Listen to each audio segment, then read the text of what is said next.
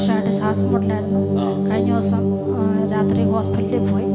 പകലത്തെ ആരാധന എനിക്ക് ദൈവം സൗഖ്യം തന്നു. ആമേൻ. പകൽ ഞങ്ങൾ ശ്വാസം മുട്ടൽ ഡിക്ലെയർ ചെയ്തായിരുന്നു.